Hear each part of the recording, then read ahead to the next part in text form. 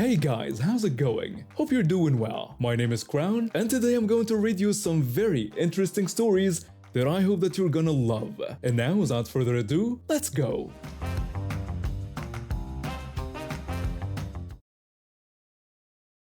My partner and I have been running a small firm for about 5 years now. We have 8 employees, mostly higher level professionals like lawyers and accountants. The work we do requires a lot of privacy and space for client meetings, so when we found this office building, it seemed perfect.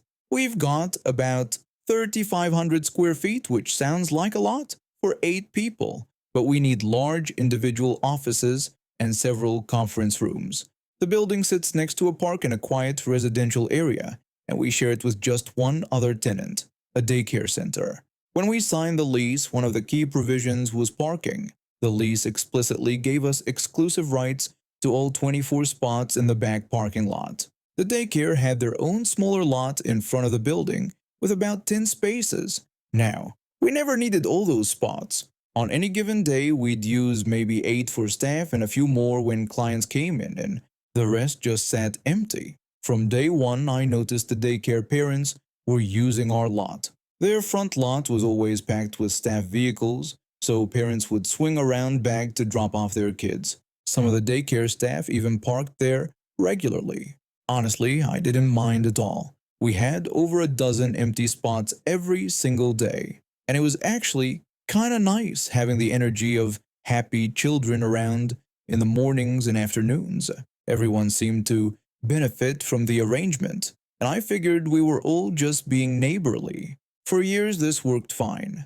I'd come in early, usually before the morning rush, and everything was smooth. But about a month ago my schedule changed. I started arriving later, right in the middle of daycare drop-off time. Our backlot would be absolute chaos. Cars everywhere, parents walking their kids across the pavement, the works. So one morning, I did what seemed logical. I parked in their front lot, the same way they'd been using ours for years. The first day, nothing happened. The second day, I noticed the daycare manager staring at me when I got out of my truck. It was this intense, hostile look that caught me off guard, but I shrugged it off. Maybe she was just having a bad day. About a week later, I parked in their lot again. When I came out after work, my truck was gone. Towed. No warning, no conversation, nothing. I was stunned. $600 to get it back. I walked over to the daycare the next morning to see if there had been some kind of mistake. Maybe they didn't realize it was someone from the building. My truck is pretty distinctive, an old blue beat-up thing, so I figured they'd at least recognize it. The manager came out to meet me. Before I could even finish explaining, she cut me off. She told me in a very rude and demeaning tone that they couldn't have the liability of non-staff and parents in their lot. She said the parents probably didn't appreciate having to walk further either, or having an unknown adult like me in the lot. She looked me up and down when she said it, like I was some kind of threat. I'm just a normal-looking 30-year-old guy. I dress professionally, I work in the same building, but the way she treated me made my blood boil. Then she asked if I didn't have some reserved spots in the back, and said I should really park there and let them park in the front. She rolled her eyes and walked off. Just like that, in front of the kids and everything. I was furious, but I kept my mouth shut. It wasn't the time or place to have that conversation, not with children around. I needed to cool down and think about this rationally. A couple days later, I caught her outside the building and tried again. I told her I really wished she would have come to me before towing my car and that it had cost me $600. I said I thought I deserved an apology at the very least. I also pointed out that since her parents used almost all of our spots every morning and afternoon, would it be possible for me to occasionally park in her lot when our schedules aligned? She flatly said no. She gave me basically the same speech again about liability and parents needing those spots. Though at least this time she didn't look at me like I was some creep. I walked away thinking that was it. We'd just go back to the status quo, and I'd make sure to arrive earlier to avoid the morning rush. But then, about a week later, I came in during drop-off time again. Our entire back lot was packed. I had to sit in my truck for 10 minutes, waiting for parents to filter out so I could actually park in the lot that was legally ours. And while I'm sitting there fuming, who do I see pulling into one of our spots? The manager herself. She got a spot in my lot before I did. That was it. I tried to be reasonable. I tried to talk it out. But she had towed my car, refused to apologize, wouldn't let me use a single spot in their lot, even occasionally, and then had the nerve to park in mine. I called the building owner that afternoon. I lied and told him that we were applying for a state license that had some compliance requirements.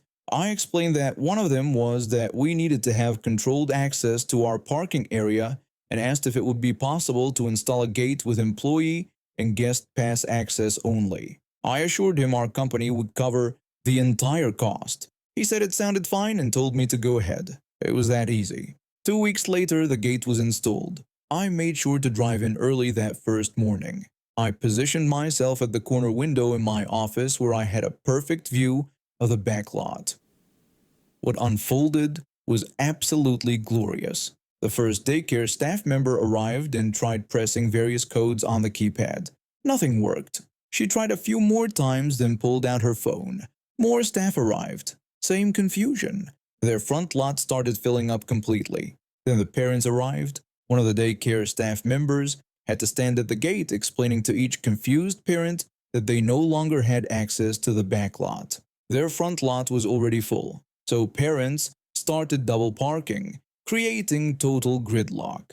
Kids were being dropped off in the middle of the chaos. Some parents gave up and drove away, parking at the public lot near the park about a quarter-mile down the road. I watched it all unfold from my window, sipping my coffee. After about 20 minutes of delightful chaos, I decided to head downstairs. I walked out to the parking lot right past the manager who was trying to direct traffic and deal with angry parents. I gave her a friendly little wave. She stared at me with pure fury in her eyes. I grinned ear to ear when I walked back up to my office. Later that day, my landlord called me. He said he'd gotten a pretty angry email from the daycare manager. She was upset about parking rights to the back lot and said it was crazy that one small office got the entire thing. He told me she apparently didn't realize my lease included all 24 spots and that she was asking him to renegotiate my parking provision. I asked him what he told her. He said he'd mentioned that we might need to discuss it in the future, but for now my lease was valid. He admitted he didn't even remember that provision gave me the entire lot, but it wasn't a big deal to him. I'm not sure why he approved the gate installation without checking the lease first, but I wasn't about to question my good fortune. I told him I still had 2 years left on my lease, with an option to extend another 5 years, and that I was pretty happy with the space. He said that was fine and we'd revisit it when my lease was up if needed. And that was that. The daycare manager never approached me directly again. The parents adjusted to the new reality. Some complained, I'm sure, but they had to park in the public lot and walk through the park to get to the daycare. Every morning now I arrive at a calm, empty parking lot. I take my pick of all 24 spots. Sometimes I park right by the door. Sometimes I park further back just because I can. And every time I see the manager through my window, directing frustrated parents in their overcrowded front lots, I feel absolutely zero guilt. She could have just talked to me like a reasonable person. Instead, she cost me $600 and treated me like I was some kind of threat to the children. Now she knows exactly whose parking lot it really is. I just had my second baby 3 months ago, and it's been a wild ride. My first is a toddler who never stops moving, and the new baby nurses constantly. Between chasing one kid and feeding the other, I'm always either freezing or having these intense hot flashes that come out of nowhere. My solution has been pretty simple. I wear a tank top under my sweaters so I can peel off a layer when I'm overheating during or after nursing sessions. It's practical, it works, and I didn't think twice about it. My brother-in-law and his wife have been coming over more often since the baby was born. She has a baby too, just a few months older than mine, so we've been doing this thing where we get together and let the kids play while we try to pretend we have our lives together. It's been nice having someone who gets what this stage of life is like. Last Tuesday, I got a text from her that completely blindsided me. She said that she and my brother-in-law have been feeling uncomfortable with the tank tops I've been wearing. She wrote that when I bent over to pick up my toddler, she could see down my chest and they'd appreciate it if I could wear things that are more covering. I sat there staring at my phone for a solid 10 minutes. I was confused because this is the same woman who nurses her baby without a cover in front of everyone. I've never had an issue with it because I don't care what other people do with their bodies. She also wears a bikini at the beach, and we've watched shows together at her house that have way more skin showing than my tank top under a sweater. I'm talking full scenes with partial nudity and everything. I don't usually comment on what anyone else considers modest because I think it's really subjective and personal, but this felt wrong. This felt like she was applying one set of rules to herself and a completely different set to me. I texted her back and apologized for unintentionally making them uncomfortable. I meant that part. I never want anyone to feel weird in my home. But then I added that I was having trouble understanding her perspective because it seemed like a double standard to me. She replied pretty quickly, saying it wasn't the same thing at all. When she didn't use a cover, it was about feeding her baby and that was completely different. I texted back that I understood that, but I was wearing these tank tops because of nursing too. I get hot flashes when I feed the baby, and I need to be able to cool down quickly. She countered by saying the beach was fine because everyone else was dressed that way, and context mattered. I pointed out that we were in my home and this was my context. I was just trying to be comfortable while taking care of two kids. She didn't respond to my point about the shows we watched together. Just ignored it completely. Instead, she said there were options out there that could keep me cool and still be more covering, and she was sure I could find something that works. That's when I got frustrated. I wrote out 2 long texts explaining why this still felt like a double standard to me. I pointed out that she gets to decide what makes her comfortable in her choices, but I should get that same respect in my own home. I explained that I'm not walking around trying to show off anything. I'm literally just trying to survive the day without sweating through my clothes or freezing when the hot flash passes. I wrote that if the situation was reversed, if I had told her I was uncomfortable with how she fed her baby or what she wore at the beach, she'd probably be upset with me. And she'd be right to be upset because those are her choices about her own body. She replied saying she didn't want this to be such a big deal, and she was just trying to let us know that they were uncomfortable. I texted back asking why her comfort was more important than mine in my own house. She said she really didn't want to argue about this. I replied that I wasn't arguing, just trying to understand why different rules applied to me. She didn't respond after that. The conversation just ended with no closure, no resolution, nothing. It's been hanging over me ever since. My husband thinks I should have just said, okay, and changed my clothes to keep the peace. But I can't shake the feeling that this isn't really about tank tops. This feels like it's about control. She gets to make all her own choices and have everyone respect them, but when I make choices about my own body in my own home, suddenly there's a problem. She made my brother-in-law part of this. She said they were uncomfortable, which means she either talked to him about my chest or he brought it up to her. Either way, it's weird. I'm his sister. If he had a problem, he could have said something to my husband or just not looked. I've been second-guessing myself constantly. Am I being unreasonable? Should I just change my outfits to make them happy? But then I think about how I'd never ask someone to change how they dress in their own home because of my issues. That's my problem to deal with, not theirs. My mom came over yesterday and I told her what happened. She looked at me like I'd grown a second head. She asked if my sister-in-law really wanted me to change what I wear in my own house because her husband might see my tank top. I confirmed that was the case. My mom pointed out that this was the same woman who nurses without a cover. I said yes. My mom told me to tell her to look away if it bothered her so much. I wish I had that kind of backbone, but these are family members I have to see regularly. Still, I can't bring myself to change. Every time I think about texting her that I'll wear something different, I feel angry all over again. The whole situation came to a head at a family dinner 2 weeks later. My husband's parents were hosting, and of course my brother-in-law and his wife were there. I wore my usual sweater and tank top combo because I wasn't about to sweat through dinner just to make someone else comfortable. My sister-in-law kept shooting me looks all night. Every time I took off my sweater because I was hot, she'd look at my brother-in-law and then at me. It was so obvious that even my husband noticed. He squeezed my hand under the table, silently asking if I was okay. When I went to the kitchen to help clean up after dinner, she followed me in. She said we needed to talk about the elephant in the room. I told her I didn't think there was anything to talk about because I wasn't changing how I dress in my own home or anyone else's. She said I was being difficult, and that she was just trying to help me understand how inappropriate my clothing was. That's when my mother-in-law walked in. She asked what was going on, and my sister-in-law immediately tried to downplay it, saying we were just having a small disagreement about clothing choices. My mother-in-law looked between us and asked what kind of disagreement. I decided to just be honest.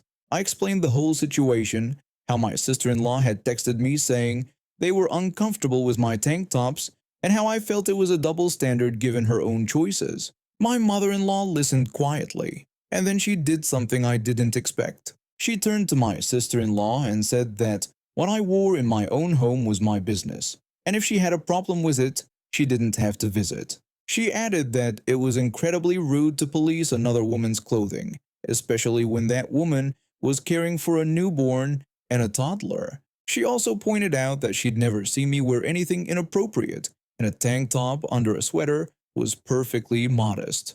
My sister-in-law's face went red. She stammered that she wasn't trying to police anyone, just expressing discomfort. My mother-in-law said that sometimes discomfort is our own problem to work through, not everyone else's problem to fix. The rest of the dinner was awkward, but my sister-in-law didn't bring it up again. She and my brother-in-law left early, claiming their baby was fussy. When they were leaving, my mother-in-law reminded everyone that family gatherings were about supporting each other, not judging each other's choices. I haven't heard from my sister-in-law since then. No texts, no calls, nothing. I've been saving up for years to buy my dream car. Not a mansion, not a fancy vacation, just one thing I really wanted since I was a kid watching car videos online, a BMW M3. I finally bought it 6 months ago after landing a promotion at work, and let me tell you, I was over the moon about it. My driveway is right next to my house, and yes, I installed a security camera specifically to watch over my car. I'm not paranoid. I'm just protective of the things I work hard for. The camera feeds directly to my phone and records everything 24/7. Best investment I ever made, as it turns out. About 3 weeks after I got the car, I was at the grocery store loading up my trunk when this woman approached me. She was probably in her early 40s, had that haircut, you know the one, and was dragging 2 kids behind her who looked around 10 and 12 years old. She asked if the car was mine, and I confirmed it was. She got all excited and told me that she and her husband absolutely loved BMWs and were huge enthusiasts. She said the kids were obsessed too. I told her that was cool and that it was a great car. Then she asked if I would be willing to lend it to them for a day so her husband could take it out and do some drifting. She said he'd always wanted to try it and had watched all these videos online. She also mentioned wanting the kids to experience it. I actually laughed because I thought she was joking, but she just stood there staring at me with this expectant smile. I asked if she was serious, and she said of course she was.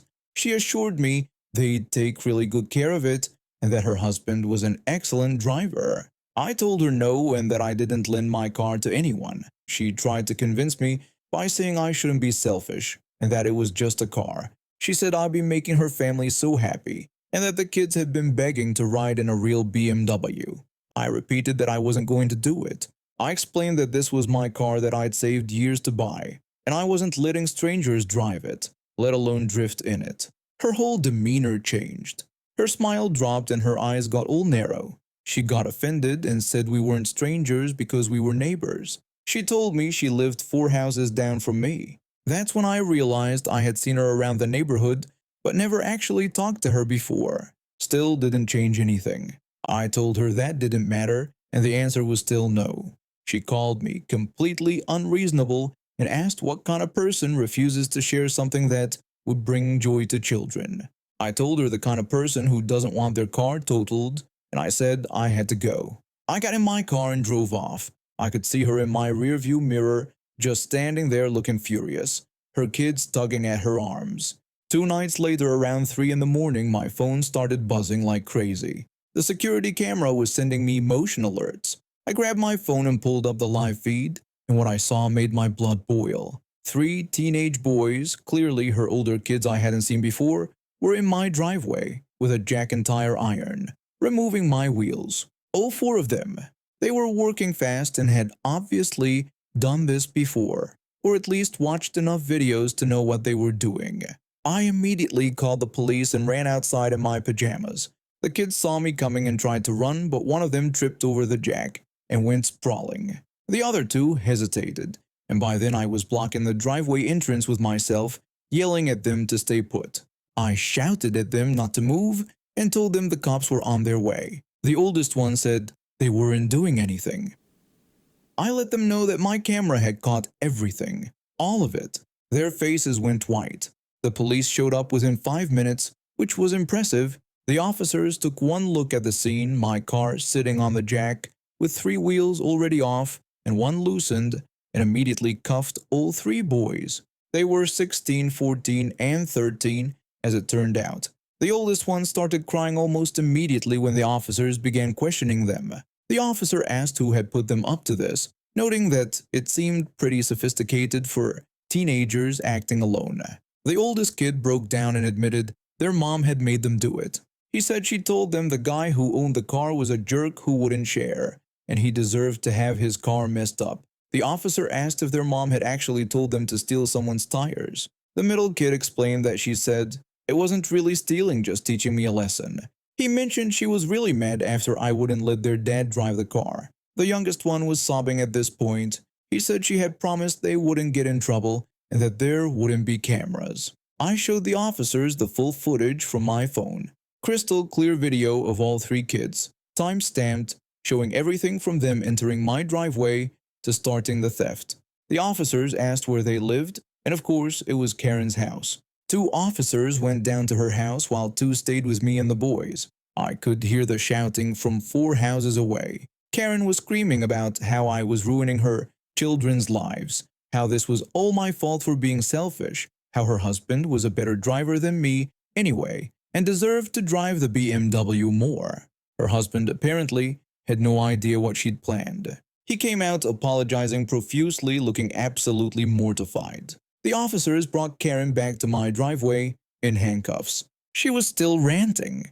She yelled that this was ridiculous and that they were just children. She asked if I was really going to press charges over some tires. I told her that yes, I absolutely was going to press charges for attempted theft and vandalism.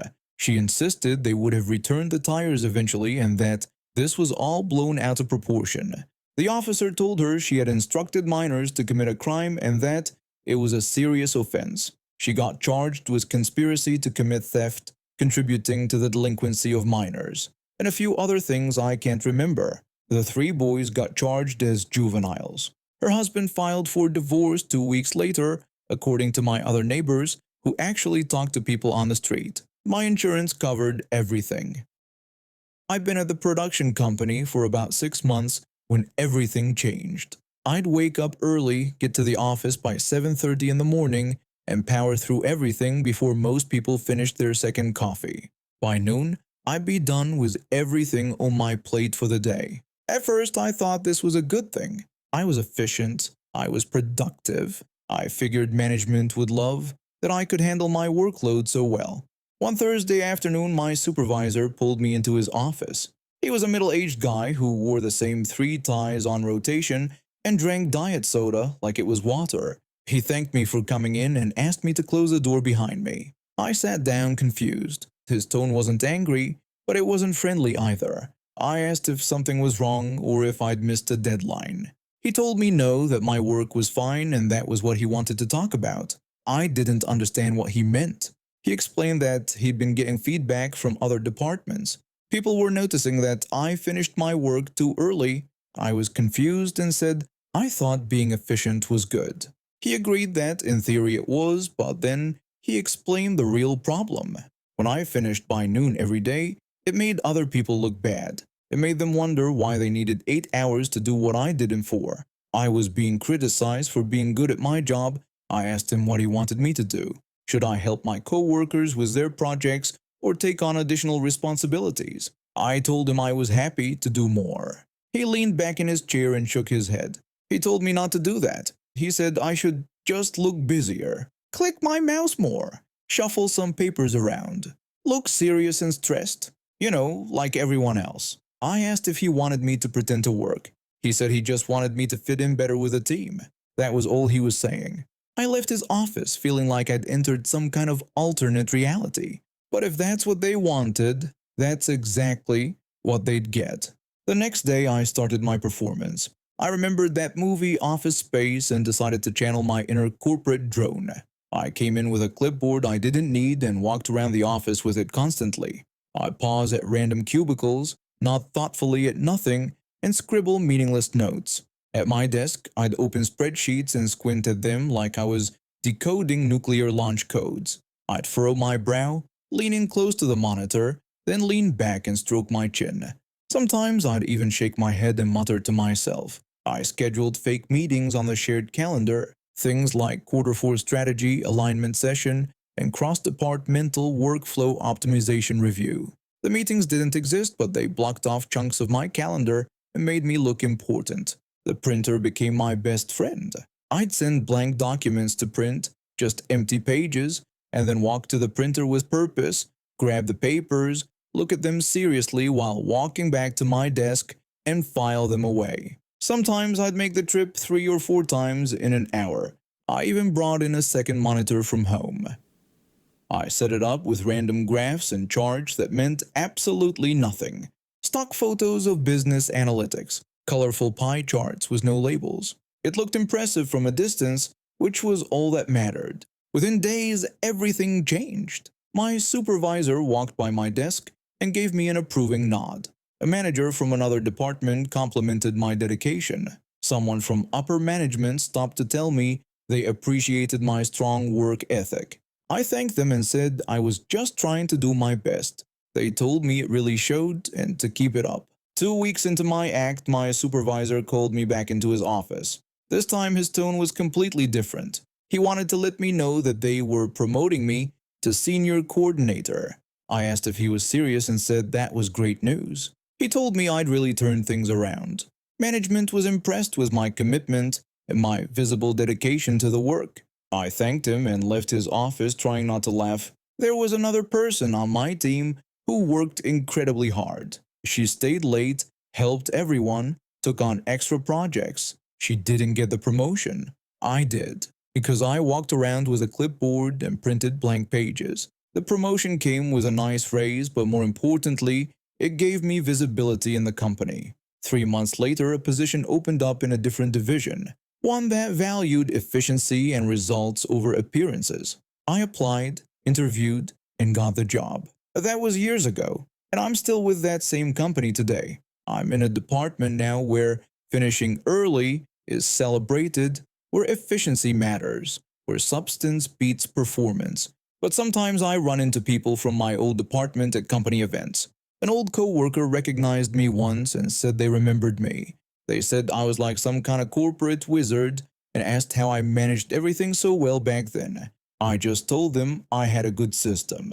They have no idea that my system involved clipboards, blank paper, and fake meetings. And I'm never going to tell them. My old supervisor is still in the same position, managing the same team, probably still telling people to look busier instead of being better. Meanwhile, I've moved up 3 levels and actually enjoy my work. I've been in a wheelchair since I was 18. Drunk driver ran a red light and hit my side of the car. My spine took the worst of it. The doctor said I was lucky to be alive, but for the first year, I didn't feel very lucky. It took time to adjust. Physical therapy, learning to navigate a world that wasn't built for me, dealing with the stares and the pity. But eventually I found my footing, so to speak. I went back to school, got my degree, started working from home. Life moved forward. The wheelchair became part of me. And when I finally got to customize my own instead of using the standard hospital issue one, I picked metallic purple, my favorite color since I was a kid. It's sleek, catches the light, and makes me feel like myself. Not just someone defined by an accident. My mom died when I was 22. Cancer. It hit my dad hard. For about 2 years, he barely dated. Then he met her at some work conference. She was a real estate agent, always put together, always smiling. At first, she seemed nice enough. A little too concerned with appearances, but I figured that was just her job rubbing off on her personality. They got engaged 6 months later. Fast, but Dad seemed happy, so I tried to be supportive. Then came the phone call. I was working on a client project when my phone rang. Her name popped up on the screen. We'd texted a few times but never really talked on the phone, so I figured it was about wedding planning. She started off friendly, asking how I was doing. Then she said she wanted to ask me something about the ceremony. I told her to go ahead. That's when she dropped it on me. She wanted to know if I could rent a different wheelchair for the day, something black or more neutral. I actually laughed. I thought she was joking. I asked her what she meant, and she explained that my wheelchair was pretty flashy with that purple color. She said I'd be in a lot of the photos, and she didn't want it to be a distraction. She suggested black would match the color scheme better. I sat there, phone pressed to my ear, trying to process what I was hearing. I asked her directly if she wanted me to change my wheelchair because it didn't match her wedding colors. She told me not to take it the wrong way. She insisted it was just for one day and that I could probably rent one or borrow one from somewhere. She said it was her wedding day and she wanted everything to look perfect. I told her flat out that this was my wheelchair, not an accessory. It was how I got around. She acted like I was being unreasonable. She kept saying she wasn't telling me I couldn't use a wheelchair, just asking if I could use a different one for the day. She asked if that was really too much to ask. I could feel my blood pressure rising. I told her yes, it was too much to ask. I said I wasn't changing my wheelchair to fit her aesthetic. She got defensive then, started going on about how I was being difficult and how it was just one day, her wedding day. She asked if I couldn't just do this one thing for her, for my dad. I told her not to bring my dad into this. I said this was about her wanting me to be less visible because my wheelchair didn't match her color scheme. She snapped back that that wasn't what she was saying at all, that I was twisting her words. I told her I was pretty sure I heard her clearly. The answer was no. She called me selfish and hung up. About an hour later, my dad called. He started off awkwardly, saying that she was pretty upset. I told him I bet she was. He said she'd told him what happened about the wheelchair, and I asked him what he thought about it. He told me he'd said it was a ridiculous thing to ask me. I felt relief wash over me. I thanked him, and he said I could come to the wedding however I wanted, or not come at all if I didn't want to. He said he'd understand either way. I told him I wanted to be there for him. He said then I should come, purple wheelchair and all. The wedding day came. I wore a nice dress, did my makeup, and rolled up to the venue in my metallic purple wheelchair, polished and shining. She saw me arrive like she'd bitten into a lemon. She was in her white dress, hair done up, looking like she'd stepped out of a magazine. But when her eyes landed on my wheelchair, her smile faltered. She didn't say anything to me directly, just gave me these tight-lipped looks whenever I was nearby. The ceremony was fine. I sat in the front row on my dad's side. During the reception, other guests kept coming up to me. One of my dad's co-workers came over and told me that my wheelchair was so cool and that she loved the color. A cousin I hadn't seen in years said the purple was so me and that it looked amazing. Even the photographer complimented it, saying it was going to look great in the photos and that it really popped. Every compliment I got, I could see her jaw tighten a little more from across the room. She barely looked at me the rest of the night. When it was time for family photos, she positioned herself as far from me as possible while still being in the frame. My dad noticed. He pulled me aside later in the evening. He asked if I was doing okay, and I asked him why he was asking. He said she was being weird and that he was sorry. I told him it wasn't his fault. He said he knew, but still. Then he told me I looked great. The wheelchair, the dress, all of it. I thanked him. After the wedding, things got chilly. She moved into Dad's place, and suddenly I wasn't invited over much. When I did visit, she was polite but distant. She'd make excuses to be in another room.